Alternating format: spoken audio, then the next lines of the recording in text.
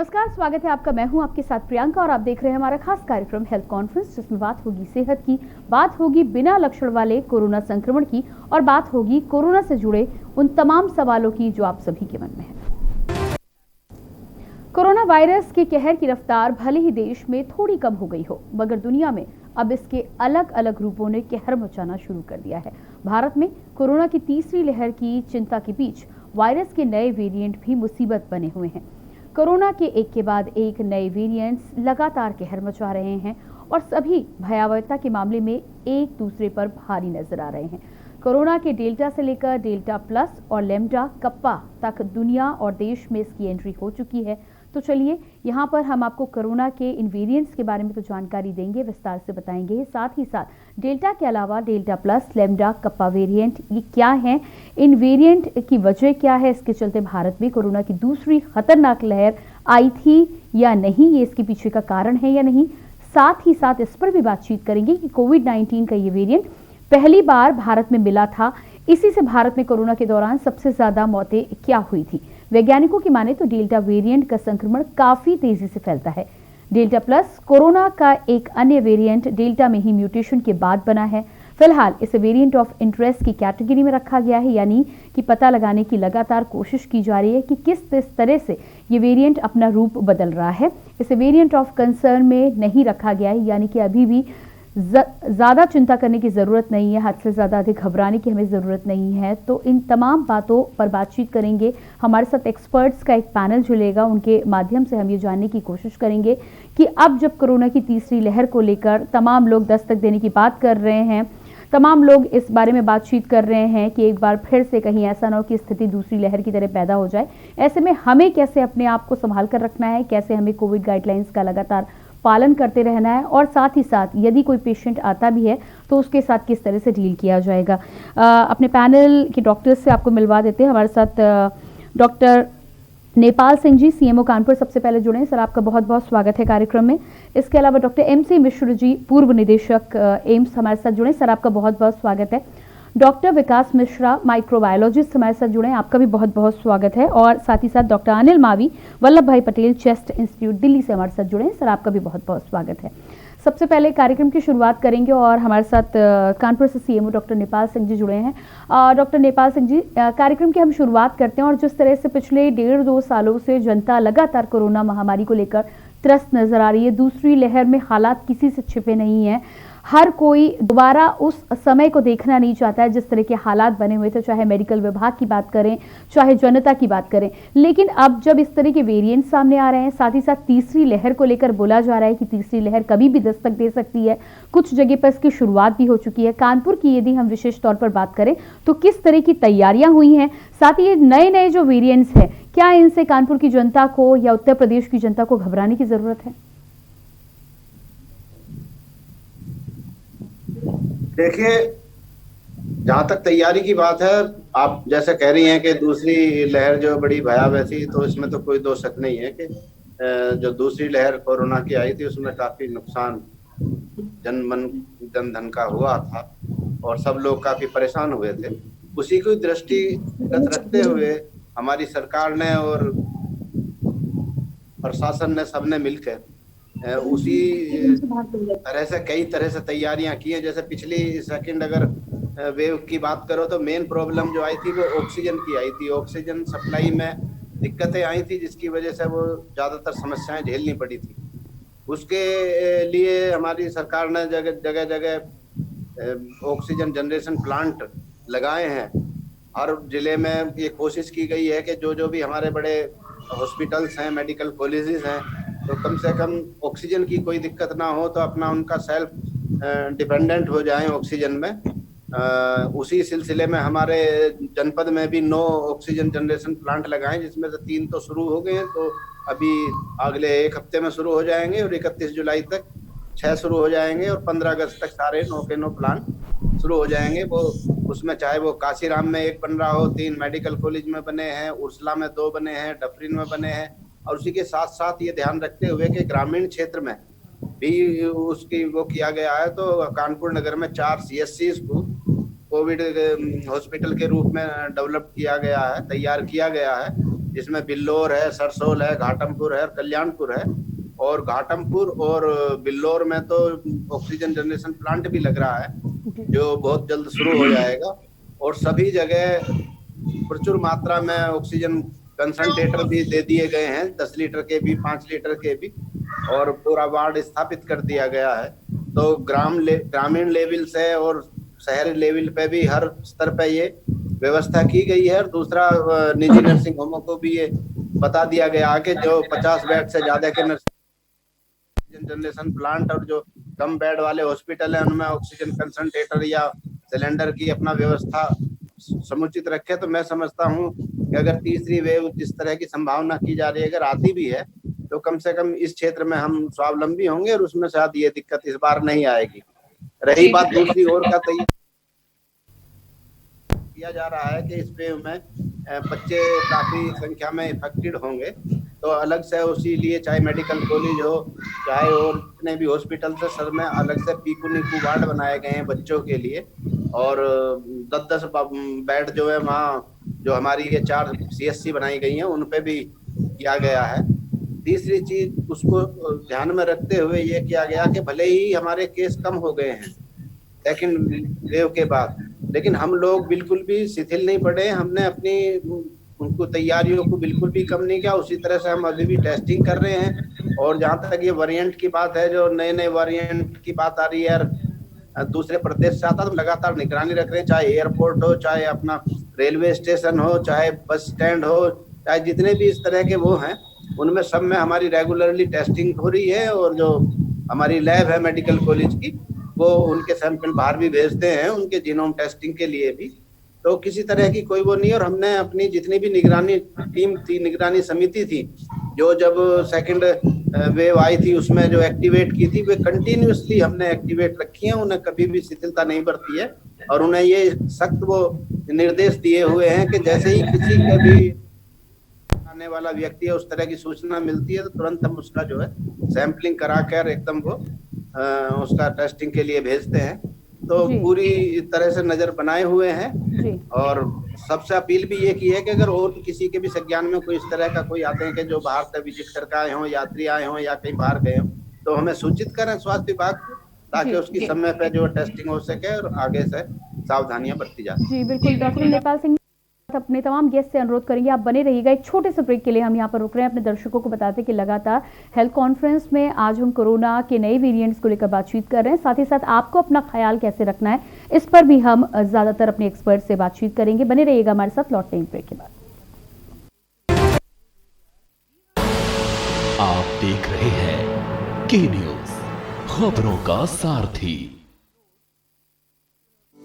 नमस्कार, CM helpline सेवा में आपका स्वागत है। मैं आपकी क्या सहायता कर सकती हूँ? माननीय प्रधानमंत्री श्री नरेंद्र मोदी जी के मार्गदर्शन में योगी सरकार के नेतृत्व में नागरिकों की सहायता एवं सुरक्षा के लिए प्रदेश में विभिन्न हेल्पलाइन संचालित की जा रही हैं। कोविड संक्रमण या पोस्ट कोविड उपचार संबंधित चिकित्सकीय सलाह के लिए 1800-180-5145 पर संपर्क करें। एम्बुलेंस सेवा के लिए कॉल करें 108। गर्भवती महिलाओं एवं नवजात बच्चों को मेडिकल इमरजेंसी में एम्बुलेंस के लिए 102 पर संपर्क करें। मैम, मैं रेणुका बोल रही हूँ। एक लड़का एसिड लेके मेरा पीछा कर रहा है। आप परेशान मत होइए, आपको तुरंत सहायता पहुँच रही है। महिला सुरक्षा से संबंधित किसी परेशानी के समाधान के लिए 1090 पर संपर्क करें। आपातकालीन सेवाओं के लिए 112 पर कॉल करें। सीनियर सिटीजन सहायता के लिए एल्डर हेल्पलाइन 14567 पर कॉल करें। कोई कारणवश किसी भी हेल्पलाइन से सहायता मिलने में कठिनाई होती है या सरकारी कार्यालयों से संबंधित कोई शिकायत है तो मुख्यमंत्री हेल्पलाइन नंबर 1076 पर कॉल करें। सबके साथ खड़ी है सरकार। स्वाद और खुशबू में झूम के भाई लेके आए गोल्डी मसाले, खुशबू और स्वाद ऐसा तो रिश्तों में गुस्सा कैसा। खुदी को आजमाया है तो ये अंदाज आया है, खुदी को आजमाया है तो ये अंदाज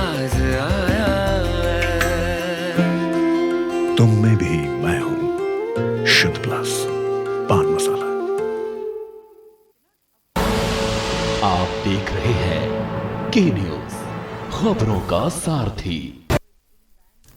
ब्रेक के बाद एक बार फिर आप सभी दर्शकों का बहुत बहुत स्वागत है हमारे खास कार्यक्रम हेल्थ कॉन्फ्रेंस में। हेल्थ कॉन्फ्रेंस में हम लगातार कोरोना को लेकर, उसकी ताज़ी अपडेट को लेकर चर्चा करते हैं, बातचीत करते हैं, ताकि आप तक पूरी जानकारी पहुंच सके और आप अपना हर परिस्थिति में ख्याल रख सके। तो हमारे साथ लगातार डॉक्टर्स का पैनल जुड़ा हुआ है। एक्सपर्ट्स की राय के आधार पर हम आपको बताएंगे कि किस तरह से स्थितियां चाहे कोई भी हो, आपको अपना ख्याल रखना है, अपना कोविड अप्रोप्रिएट बिहेवियर का किस तरह से पालन करते रहना है।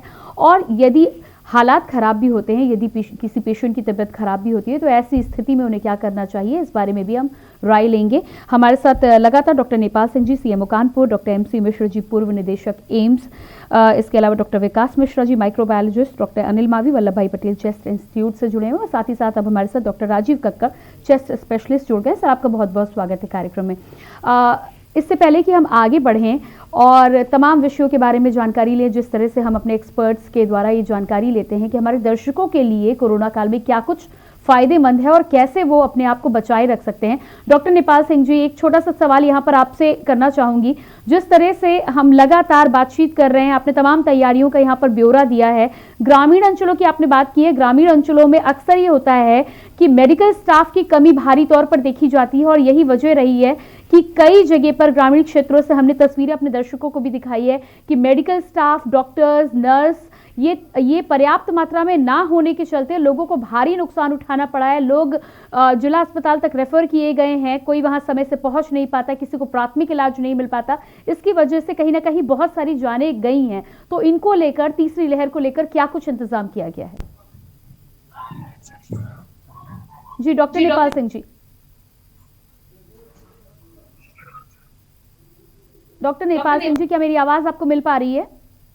मैडम, जैसा मैंने बताया, ग्रामीण क्षेत्र में हमने 4 CSCs को तैयार किया है कोविड हॉस्पिटल्स के रूप में, जिसमें CSC बिल्लौर, आपके CSC घाटमपुर, सारसौल और कल्याणपुर की विधुर, उसमें 50-50 बेड के कोविड वो तैयार किए हैं, जिसमें 10 बेड बच्चों के लिए ऑक्सीजन बेड हैं और 2 बाईपैप वाले। वो इसीलिए तैयार किया गया। मैन पावर जो वहाँ की वो करके सबकी ट्रेनिंग हो चुकी है, सारी व्यवस्था हो चुकी है, और सब जगह ऑक्सीजन कंसंट्रेटर भी हैं, और 2 जगह तो ऑक्सीजन जनरेशन प्लांट भी लग रहे हैं, जो 31 जुलाई तक लग जाएंगे, बिल्लौर में और घाटमपुर में। उसी चीज को देखते हुए ग्रामीण क्षेत्र का भी पूरा ध्यान रखा गया। जी, इसके अलावा जी आपके पास वापस लौट कर आएंगे। हमारे साथ लगातार डॉक्टर एमसी मिश्र भी बने हुए हैं। डॉक्टर एमसी मिश्र जी, आपसे यहाँ पर मेरा सवाल ये है कि पिछले 2 सालों से, 1.5-2 सालों से जिस तरह से कोरोना काल में हमारे तमाम दर्शकों के साथ ही हम सब, पूरी दुनिया कहीं ना कहीं कोरोना से लड़ने का काम कर रहे हैं, ऐसे में एक तरह से पूरी तरह से लाइफस्टाइल बदली है, लोगों का कहीं ना कहीं काम भी ठप हुआ है, और ऐसे में लगातार जब नए नए वेरिएंट्स आते हैं तो एक डर जो आम आदमी के मन में आता है, इस डर को दूर करने के लिए क्या कुछ किया जा सकता है? क्योंकि जिस तरह से तीसरी लहर को लेकर एक बार फिर से आशंका जताई जा रही है, धीरे धीरे व्यक्ति सामान्य होने की कोशिश करता है और उसके बाद स्थिति फिर से वहीं पर आ जाती है। सबसे पहले तो आपसे ये जानना चाहेंगे कि क्या राय देना चाहेंगे हमारे दर्शकों को कि कैसे नॉर्मल रहा जा सकता है इस स्थिति में भी? बहुत अच्छा प्रश्न है आपका। और अगर आप देखिए, ऐसा लग नहीं रहा लोगों को डर लग रहा है, लगना चाहिए लेकिन लग नहीं रहा है। तो अब आप देखिए, जो हम लोगों के पास वीडियो फुटेज, फोटोग्राफ्स मनाली से, मसूरी से, शिमला से, नैनीताल से, और हर प्रदेश में एक हिल स्टेशन होता है, अगर वो देखें तो हमको ऐसा नहीं लग रहा कि लोगों में बिल्कुल भी डर है। और इतनी लोगों की याददाश्त छोटी होगी, इसका तो हमें भी अंदाज नहीं था। कि अभी तो सब रो ही रहे थे कि हर एक के निकट जन किसी का दिवंगत हुआ है कोविड की वजह से। कोविड से लोग बड़ी मुश्किल से ठीक हुए हैं, इतना पैनिक था। और 1 महीना भी तो नहीं हुआ है, और लोगों में फिर से वही हो रहा है जो मार्च में हो रहा था। तो मुझे आश्चर्य नहीं होगा कि हम पुनः उसी परिस्थिति में पहुंच जाएं, और लोग ले जाएंगे। लोग आज निमंत्रण दे रहे हैं कोविड को, ये नहीं है जिस कहेंगे कि हम अवॉइड करें तो कैसे ठीक रहेंगे लोग। तो ये समझना लोगों को, जैसे डॉक्टर नेपाल सिंह ने बताया, ठीक है उन्होंने अपनी तैयारी कर ली है, लेकिन अगर वही स्थिति बनी जो मार्च, अप्रैल, मई में थी, जितनी मर्जी तैयारी आप कर लीजिए वो नाकाफी होगी। कोई भी साधन असीमित नहीं हो सकते इस तरह की डिजास्टर सिचुएशन में। ये लोगों को जानना बहुत आवश्यक है और इसके लिए हम लोग बहुत परेशान हैं, चिंतित हैं, क्योंकि कोई भी कभी भी चपेट में आ जाता है। एक जना 100 लोगों को, 100 लोग 1000 लोगों को, 1000 लोग 10,000 लोगों को संक्रमण फैला सकते हैं। और जैसे आप कह रही हैं कि ये जो लैम्डा वेरिएंट जो साउथ अमेरिकन जो देश हैं, लैटिन अमेरिकन देश जो हैं, जैसे पेरू में 82% जो संक्रमण हुआ है वो लैम्डा वेरिएंट की वजह से है। चिली में 30% वेरिएंट की वजह से है। यूके में वो वेरिएंट अभी आइडेंटिफाई हो गया है 6-8 लोगों में। तो भारत में देखिए जीनोमिक सीक्वेंसिंग बढ़ेगी, ये डॉक्टर विकास बताएंगे तो पता लगेगा कि क्या हो रहा है, डेल्टा, डेल्टा प्लस। तो मुझे लगता है कि लोगों को डरना चाहिए और कहीं ना कहीं उनके मन में अगर डर नहीं होगा तो फिर स्थिति भयावह हो सकती है। और वेरिएंट से हमको किसी को नहीं मतलब है, मुझे भी मतलब नहीं है एज ए नागरिक देश का। मुझे तो जो ये उपाय शुरू से आपके माध्यम से भी हम लोग चेता रहे हैं, सबको बता रहे हैं, हम स्वयं भी इसको फॉलो करते हैं, तो ये कोई इसकी वजह नहीं है कि आप कहें सरकार तैयारी अपना कर लेगी, अस्पताल कर लेंगे। लेकिन मैं फिर दोहराऊंगा कि अगर फिर से वही संक्रमण की स्थिति आई तो ये साधन पर्याप्त नहीं होंगे। जो मर्जी आप रो लीजिए, गा लीजिए और चिल्ला लीजिए, गाली दे दीजिए सरकार को, जो मर्जी कर लीजिए, वो पर्याप्त नहीं होने वाले हैं। ये जो भी सुन रहा है आपके माध्यम से उनको ये समझना नितांत आवश्यक है। इसको हम लोग इससे ज्यादा नहीं कह सकते कि आप लोगों के माध्यम से बड़ा अच्छा काम हो रहा है, आप लोग बता रहे हैं, तो आपके कम से कम दर्शक तो ये बात समझ जाएं। और इसमें कोई ऐसी बात नहीं है कि जो लोग, सिंपल बात है कि मास्क लगा लीजिए, 95% आपका बचाव हो जाएगा। दूरी बना लेंगे तो 100% हो जाएगा। बेजरूरत यात्रा नहीं करनी, प्लेजर ट्रिप नहीं करने। तो ये अभी संक्रमण देखिए, पिछली बार 10,000 से कहां पहुंच गए थे, 4.5 लाख। अभी तो 45,000 संक्रमित लोगों की संख्या प्रतिदिन आ रही है। तो ये कैसे लोग समझ रहे हैं कि संक्रमण चला गया, और ये बहुत जल्दी लौटेगा। अगर लोगों ने नहीं माना तो ये आगे नवंबर दिसंबर की बात हो रही थी, ये अभी अगस्त में लौट आएगा और ये पूरी संभावना है इसकी। और जिन लोगों को नहीं हुआ है संक्रमण पिछले वेव में, पहली वेव में, दूसरी लहर में, और जो बचे हुए हैं उनको अब इफेक्ट करेगा ये। और फिर आप आंकड़े गिनते रहिए। मैं देख रहा हूँ रोज कुछ मीडिया वाले हैं केवल वो डेथ्स के पीछे ही पड़े हुए हैं कि कितनी हो गई, इतनी हो गई, उतनी थी, अंडर एस्टिमेशन, ओवर एस्टिमेशन। इसका कोई लाभ नहीं है। ये आप सरकार को क्या कहना चाह रहे हैं? सरकार थोड़ी सबके मुंह पे मास्क लगाएगी जाके। और जितना हमने अच्छा किया है उस पर पानी फेर रहे हैं लोग। आज उत्तर प्रदेश में देखिए केवल 83 केस आए हैं पिछले 24 घंटों में। इतना बड़ा राज्य है, 22 करोड़ की वहां पे जनता रहती है, और उसके बाद 83 केस आना ये अपने में एक बहुत बड़ी उपलब्धि मैं मानूंगा इसको। और उत्तर प्रदेश सरकार ने बहुत अच्छा व्यवस्था की है, पूरे पहली लहर में भी, दूसरी लहर में भी। कोई भी कुछ भी कहता रहे, हमारे देश में हमारे देश के ही दुश्मन इतने भरे पड़े हैं जो दूसरे देशों की बात नहीं बताते हैं, और यहाँ पे ये बताते रहेंगे कि इतने मर गए, उतने। अरे भाई, तो उसमें सरकार ने ले जाके मार दिए क्या? अब लोग अगर नहीं करेंगे, और ये तो जो तीसरी लहर की चेतावनी है सरकार ने आपको मई में दे दी और बराबर कह रहे हैं। लेकिन हाँ, मैं ये कहूंगा आप लोगों से भी कि आप लोग चर्चा लगातार करते रहें, क्योंकि मीडिया के लिए भी जब तक कोई बुलेट पॉइंट नहीं होता तो वो चर्चा नहीं करते। अब देखिए 2-3 हफ्तों से मीडिया पे भी चर्चाएं बहुत कम हो गई इस विषय में। तो मैं ये समझता हूँ आप लोगों के माध्यम से इस पर चर्चाएं होती रहनी चाहिए। लोगों को कुछ डर अवश्य होना चाहिए, क्योंकि डर निकल जाएगा तो संक्रमण रोकना बहुत मुश्किल होगा, फिर वही स्थिति बनने वाली है, ऐसा हम लोगों को प्रतीत हो रहा है। जी बिल्कुल। तो आगे बढ़ेंगे और डॉक्टर राजीव कक्कड़ भी हमारे साथ जुड़े हुए हैं। डॉक्टर राजीव, क्या आप मुझे सुन पा रहे हैं? जी, डॉक्टर राजीव से संपर्क हम साधेंगे। डॉक्टर विकास आपके पास आएंगे। जिस तरह से डॉक्टर MC मिश्र ने भी कहा है कि वेरिएंट्स को लेकर ज़्यादा जानकारी के बारे में आप हमारे दर्शकों को बेहतर तरीके से अवगत करा सकते हैं। कल भी हमने जब इस बात को लेकर जिक्र किया था, चर्चा की थी, तो तो इस बारे में जानकारी लेने का प्रयास किया था कि किस तरह के ये वेरिएंट्स है। लेकिन आज आपसे ये जानना चाहूँगी कि ये जो तमाम तरीके के वेरिएंट्स आते रहते हैं, म्यूटेशन की यदि हम बात करें तो म्यूटेशन तो लगातार होते रहेंगे और नए वेरिएंट्स आते रहेंगे। आम आदमी को यदि कोरोना को लेकर तैयारी करनी है तो क्या अलग अलग वेरिएंट्स का प्रभाव व्यक्ति पर पड़ना चाहिए? मास्क बहुत बेहतर तरीका है, मास्क को लेकर तो लगातार जागरूक किया जा रहा है, लेकिन हम जब वैक्सीनेशन की बात करते हैं तो वैक्सीनेशन के माध्यम से वैक्सीनेशन करवाने के बाद क्या व्यक्ति को हर वेरिएंट्स को लेकर निश्चिंत हो जाना चाहिए? पहले आपके माध्यम से हमारे टीचर प्रोफेसर MC मिश्रा को बहुत बहुत नमन।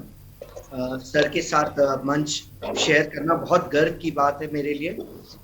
देखिए, जो आप वेरिएंट्स की बात कर रही थी, सबसे पहले तो मैं ये बता दूं कि ये जो कोविड-19 वायरस है, जैसा मैं हमेशा कहता रहता हूँ, ये RNA वायरस है और जब कभी भी ये शरीर में जाता है ये मल्टीप्लाई करता है। मल्टीप्लिकेशन के दौरान ये अपने आप को म्यूटेट कर लेता है।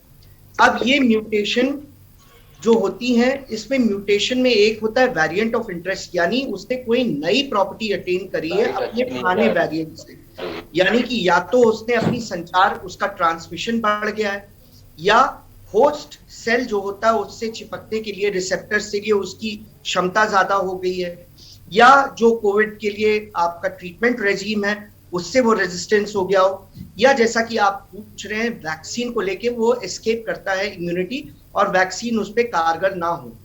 अभी तक WHO ने खाली 4 वेरिएंट्स को वेरिएंट ऑफ कंसर्न कहा है, यानी कि they are of public health importance, यानी वो बहुत ज्यादा लोगों को संक्रमित करने के बाद हॉस्पिटलाइजेशन होता है और डेथ रेट भी बढ़ता है।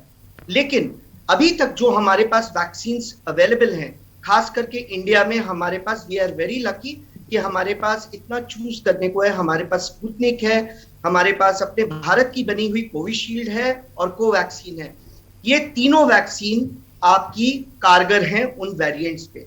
लेकिन जैसा कि सर ने कहा कि वैक्सीनेशन तो जरूरी है ही है, लेकिन इसके साथ साथ आपको ये समझना पड़ेगा कि ये अभी जाने वाला नहीं है और हो सकता है ये वायरस कुछ सालों में चला जाए तो उसके बाद फिर दूसरा वायरस आएगा, क्योंकि हमारी पॉपुलेशन डे बाय डे बढ़ती जा रही है और हम इकोसिस्टम को डिग्रेड करते जा रहे हैं। तो जितनी भी ज़ूनोटिक डिसीजेज हैं ये पनप के आएंगी, तो हमें अपने आप में नागरिक को एक सिविक सेंस लाना पड़ेगा, अपने आप को एप्रोप्रिएट एक बिहेवियर करना पड़ेगा जिससे हम कम से कम संक्रमित हो और अपने साथ साथ अपने समाज को भी संक्रमण से बचा सके। तो ये समाज में मैसेज जाना बहुत जरूरी है और लोगों को ये समझना जरूरी है। और रही बात आपके सवाल की, तो अभी तक तो जो हमारे इंडिया में वेरिएंट्स अभी तक आए हैं वेरिएंट ऑफ कंसर्न के, उन सब पे ये वैक्सीन कारगर है।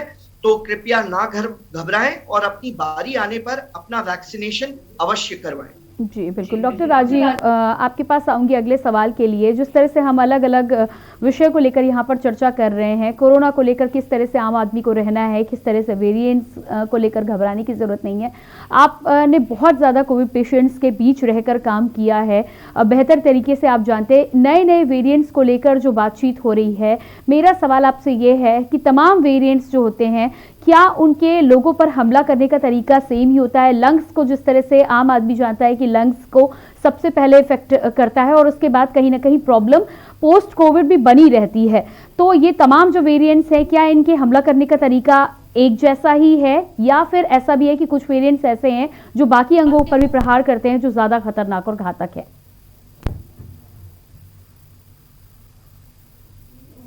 देखिए, लंग एक ऐसा ऑर्गन एटमॉस्फेयर से कम्युनिकेट करता है, क्योंकि हम जब इनहेल करते हैं तो सीधे वायरस हमारे लंग में जाता है, नोज से होते हुए लंग में जाता है। तो पहला जो टारगेट ऑर्गन है वो है लंग है। लेकिन ये थोड़ा सा वेरिएशन, जैसे इधर हम लोगों को कुछ एब्डोमिनल इन्फेक्शंस ज्यादा मिल रहे हैं या डिफरेंट ऑर्गन्स में हम लोग का आ रहा है, ये थोड़ा सा चेंजेस हो रहे हैं। लेकिन काफी कुछ जो सीवियरिटी है, काफी कुछ इस बात पर डिपेंड करती है कि हम स्मोकर हैं कि नहीं है, हमारा लोकल इम्यून सिस्टम कैसा है, हम पॉल्यूटेड से कितने एक्सपोज हो रहे हैं, हमारी लाइफ स्टाइल कैसी है, हम इन्फेक्शन से कितना एक्सपोज और कितनी देर तक हम एक्सपोज हो रहे हैं। और ये बात बहुत फर्क पड़ती है कि हम इंडियन हैं या हम दूसरे कंट्रीज में, हमारा जेनेटिक स्ट्रक्चर कैसा है, जो किस तरह से हमारी प्रतिरोधक क्षमता है। तो ये थोड़े से सिम्टम्स में वेरिएशन है, लेकिन जो मेन हमारे सिम्टम्स है वो ऑलमोस्ट सेम है।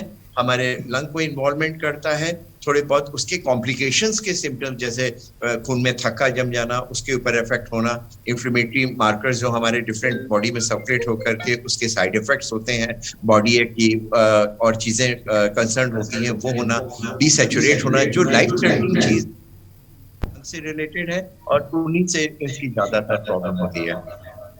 जी बिल्कुल। हमारे साथ लगातार डॉक्टर नेपाल सिंह जी बने हुए थे। नेपाल सिंह जी, आपने तमाम तैयारियों को लेकर हमारे दर्शकों को जानकारी दी है, साथ ही साथ प्रदेश के साथ साथ कानपुर के तमाम दर्शकों को निश्चिंत भी किया है कि तैयारियों को लेकर पूरी तैयारी सरकार की तरफ से हो चुकी है, अपना ध्यान देने की सिर्फ ज़रूरत है। आपने अपना महत्वपूर्ण समय हमें दिया, उसके लिए आपका बहुत बहुत धन्यवाद देना चाहेंगे। और इसके साथ ही साथ लगातार हमारे साथ डॉक्टर्स का पैनल बना हुआ है। डॉक्टर MC मिश्र जी, पूर्व निदेशक एम्स हमारे साथ बने हुए, doctor Rajeev Kakkar chest specialist हमारे साथ बने, डॉक्टर विकास मिश्रा माइक्रोबायोलॉजिस्ट भी हमारे साथ बने हुए हैं, और डॉक्टर अनिल मावी वल्लभ भाई पटेल चेस्ट इंस्टीट्यूट से भी हमारे साथ बने हुए हैं। डॉक्टर अनिल, अगला सवाल मेरा आपसे है। लगातार हम तमाम चीज़ों को लेकर चर्चा कर रहे हैं। रिसर्च की यदि हम अभी तक बात करें, जब से कोरोना को जाना है मेडिकल के साथ ही साथ आम आदमी ने, तब से पिछले 1.5 साल 2 साल से जो भी रिसर्च चल रहा है, जब से इसकी जानकारी हुई है, अभी तक क्या कुछ निकलकर सामने आया है, और आगे आने वाले समय में क्या रिसर्च के माध्यम से मेडिसिन की जो बात की जा रही है, वैक्सीनेशन एक हथियार है, लेकिन जिस तरह से कहा जाता है कि वेरिएंट्स जल्दी जल्दी से अपने रूप बदलते हैं, और रूप बदलने के साथ ही साथ जब वैक्सीन की बात होती है तो वैक्सीन कितनी कारगर होगी, ऐसे में रिसर्च को लेकर क्या कुछ रिसर्च हो रहा है, क्या आगे आने वाले समय में मेडिसिन भी आ सकती है? इस सवाल का जवाब आप दीजिएगा। इसी बीच हमारे साथ डॉक्टर अवध दुबे जी जुड़ चुके हैं, पूर्व IMA अध्यक्ष। सर, आपका बहुत बहुत स्वागत है कार्यक्रम में। नमस्कार।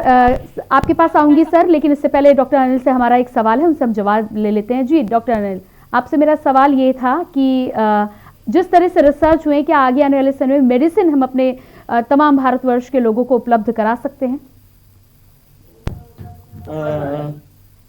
थोड़ा इंटरप्शन है। हेलो जी, क्या मेरी आवाज आपको मिल पा रही है? आपकी इंटरप्शन है आवाज में। जी, अपनी टीम से मैं गुजारिश करूंगी कि कृपया यहाँ पर आवाज को चेक करें। डॉक्टर अनिल भाभी, आपके पास लौट कर आऊंगी। डॉक्टर अवध जी, आपके पास आती हूँ मैं। मेरा सवाल आपसे ये था कि हम हर चीज़ को लेकर यहाँ पर जिक्र कर रहे हैं, पिछले 1.5-2 सालों से हम सभी कोरोना काल को देखते आए हैं, किस तरह से इसमें चेंजेस हुए हैं, किस तरह से पहली लहर आई है, दूसरी लहर आई है, लाइफस्टाइल पूरी तरह से बदल चुका है।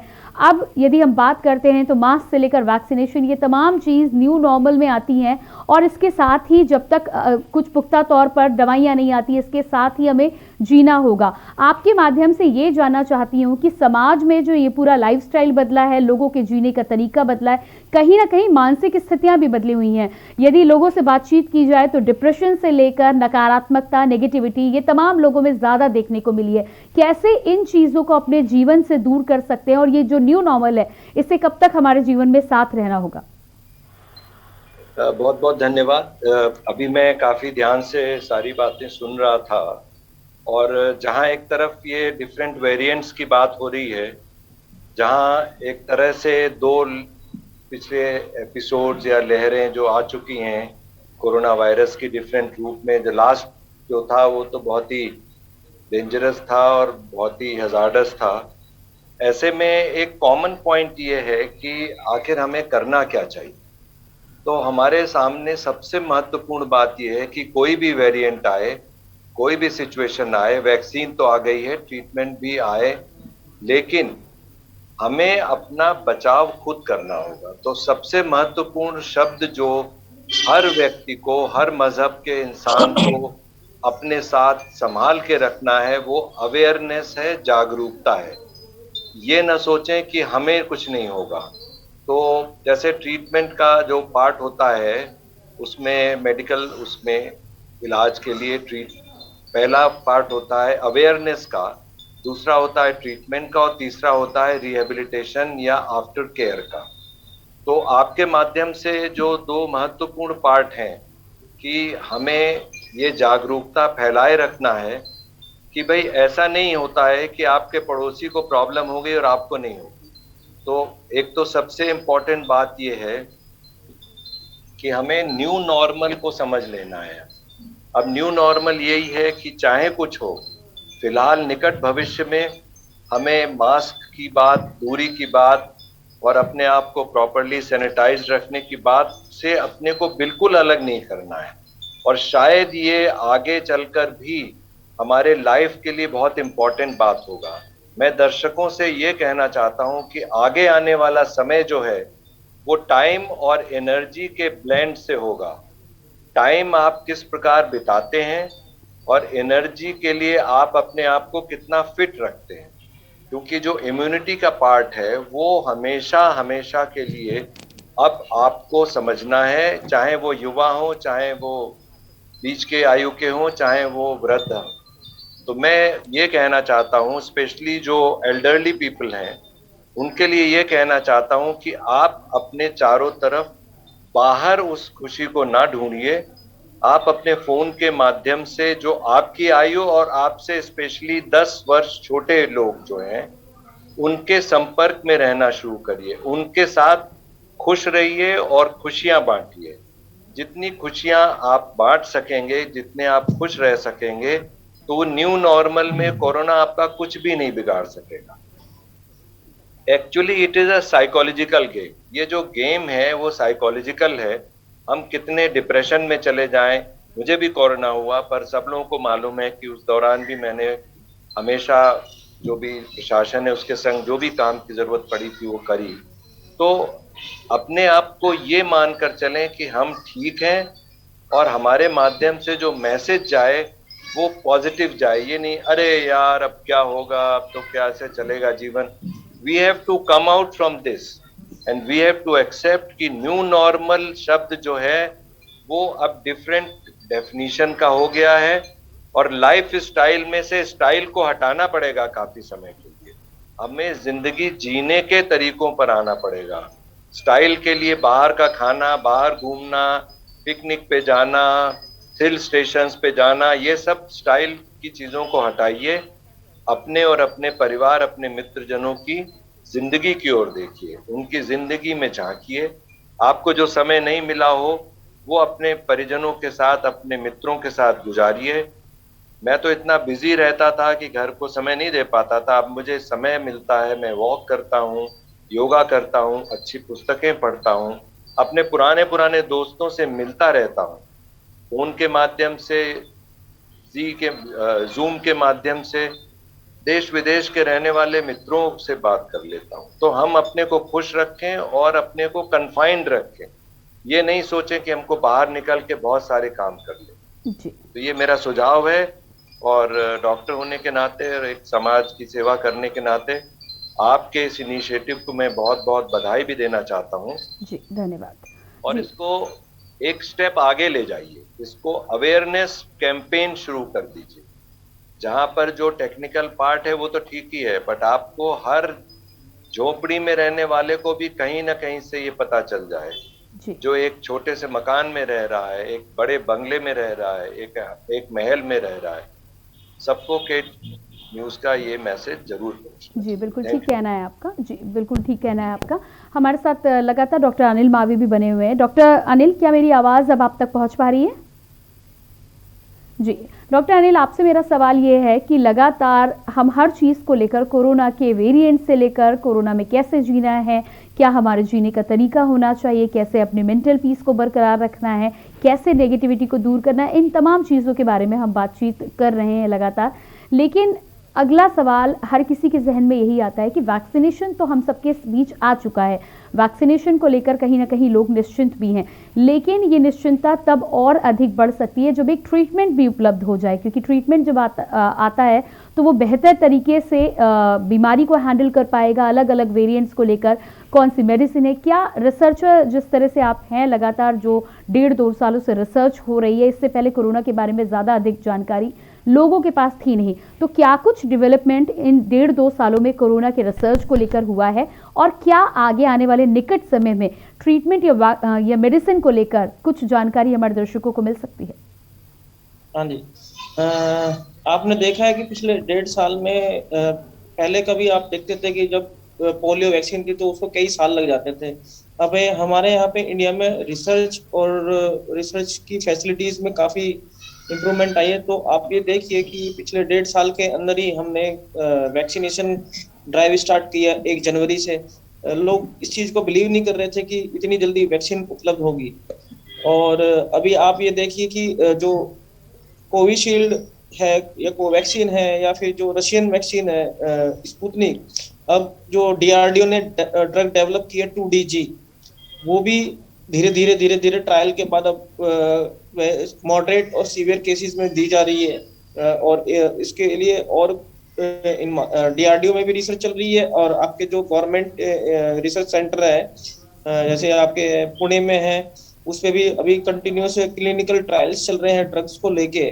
तो होप्स हो कि जैसे इसके नए नए वेरिएंट्स पे लोग ज्यादा कंसर्न कर रहे हैं कि ये ज्यादा इन्फेक्शन करेगा, बट ये ऐसा नहीं है, क्योंकि चीजों को जो भी ये वायरस है कोरोना का, जो लैम्डा वेरिएंट है या फिर डेल्टा है, ये अपने अंदर म्यूटेशन कर रहा है, ठीक है, बट जो ये वैक्सीन्स है ये भी एक क्वालिटी के तहत, एक क्वालिटी के अकॉर्डिंग ही बनाई गई है और इसको हम फॉलो कर रहे हैं। और लोगों में अभी भी मिथ है कि हम वैक्सीन लगा लेंगे हमको ये हो जाएगा, बट ऐसा कुछ नहीं है।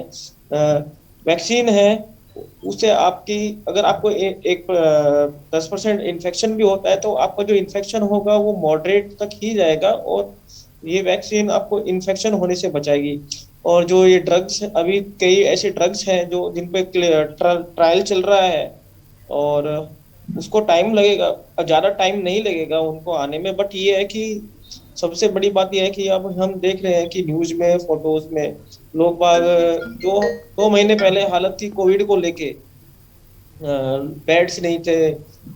अब क्या है कि हमें गवर्नमेंट ने भी हर जगह ऑक्सीजन की सिस्टम, ऑक्सीजन की फैसिलिटी उपलब्ध करा दी है, सारी चीजें हैं, और बट लोग इस चीज को अवेयर नहीं है कि 2 महीने पहले क्या था, बट कोई प्रिकॉशन लेने को तैयार नहीं है जी। हम अगर मेडिसिन भी आ जाएगी तो मेडिसिन तो इन्फेक्शन को रोकेगी, बट हमें खुद भी प्रिकॉशन लेने हैं अपने लिए, अपनी फैमिली के लिए। और आने वाले 2 से 3 महीने में इतनी मेडिकेशन होप्स आ जाएंगी कि जो कोविड को बढ़ने से रोकेंगी। और वैक्सीन तो जरूर लगवानी है, क्योंकि वैक्सीन ही एक ऐसी चीज है जो इसको हम इसको हम बढ़ने से रोक सकते हैं। जी बिल्कुल। और इसी के साथ समय सीमा की समाप्ति का इशारा हमें मिल चुका है। अपनी चर्चा को हमें यहीं पर विराम देना होगा। डॉक्टर MC मिश्रा, आपका भी बहुत बहुत धन्यवाद हमसे जुड़ने के लिए, अपना महत्वपूर्ण समय हमें देने के लिए। डॉक्टर अवध दुबे जी, आपका बहुत बहुत धन्यवाद हमसे जुड़ने के लिए। डॉक्टर राजीव कक्कड़ जी, अपना महत्वपूर्ण समय हमें देने के लिए आपका बहुत बहुत धन्यवाद। डॉक्टर विकास, आपका शुक्रिया, और साथ ही साथ डॉक्टर अनिल मावी, आपका भी बहुत बहुत शुक्रिया हमारे दर्शकों तक इतनी महत्वपूर्ण इन्फॉर्मेशन शेयर करने के लिए। तो लगातार हेल्थ कॉन्फ्रेंस कार्यक्रम के माध्यम से हमारा यही प्रयास है, यही हमारा लक्ष्य है कि आप तक तमाम जानकारी हम समय समय पर पहुंचा सकें। हमारे समय में, हमारे समाज में कोरोना को लेकर, कोरोना के वेरिएंट्स को लेकर जो भी जानकारी आती है उससे आपको घबराने की आवश्यकता नहीं है। यही वजह है कि एक्सपर्ट्स की राय लेकर हम आप तक एक्सपर्ट्स के द्वारा गाइडेंस पहुंचाने का प्रयास करते हैं। इस बीच में आपको अपना ख्याल कोविड एप्रोप्रिएट बिहेवियर